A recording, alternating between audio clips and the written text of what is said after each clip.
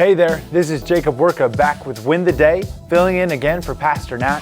Today we're going to be looking at how we should have a consistent faith with consistent words.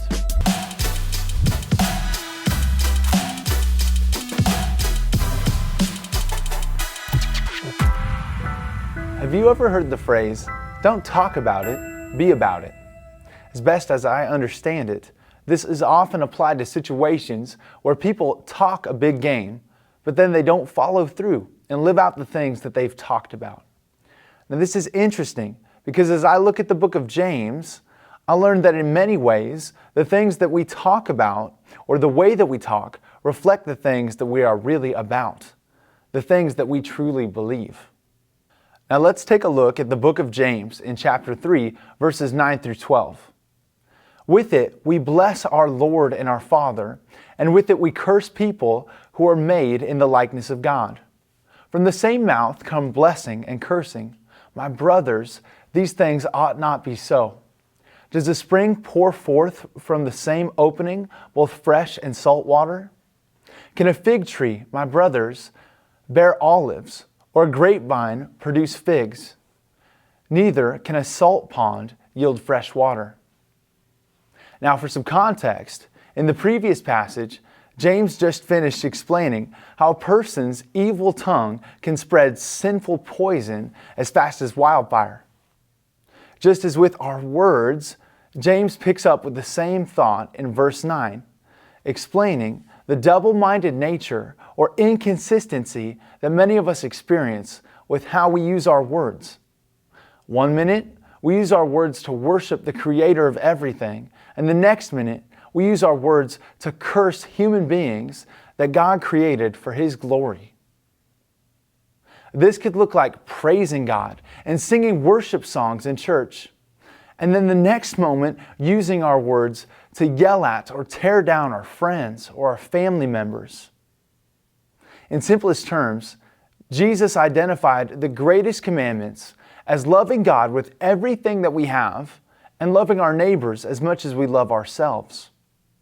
So we have to ask the question, if we don't display love for other people with our words, can we truly claim that we love the God who created them, the ones they reflect as image bearers? Now, to be honest, this is something that we all struggle with. One moment we can speak kindly about a person to their face and immediately turn around and talk badly about them behind their back. This is part of our fallen nature. And even the Apostle Peter himself struggled to be consistent with his words and his actions.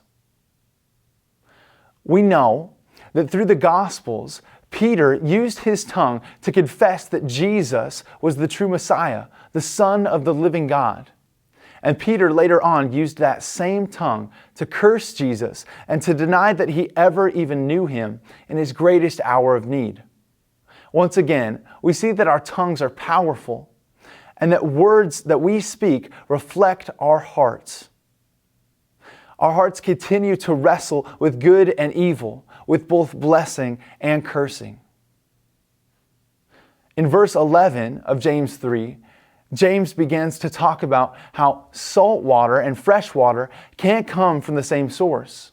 This illustrates that words that we speak come from deep down within our hearts. Salt water is bitter, and if you tried to drink it, you would not survive. We would die. James is making the point that bitter and evil words come from a bitter and evil heart. James goes on into verse 12 to illustrate how certain plants can only produce certain fruits. In the same way that a fig tree can't produce olives, bad things don't produce good things. Evil things don't produce righteous things. So if you want to know where your heart is at, we should examine what sorts of things are we producing. What types of words come out of our mouths? If we are consistently producing bitter and evil words, we must confront the fact that much bitterness and evil resides deep down in our hearts. True, godly, genuine words come from a heart that have been changed by the gospel. So if we want to produce fresh water, as James puts it, then our hearts must experience the living water that comes from experiencing the forgiveness and truth of Jesus Himself. The more consistently that we walk with Jesus, the more consistently we will begin to talk like Jesus. And that's because from the inside out, we're becoming more like Jesus.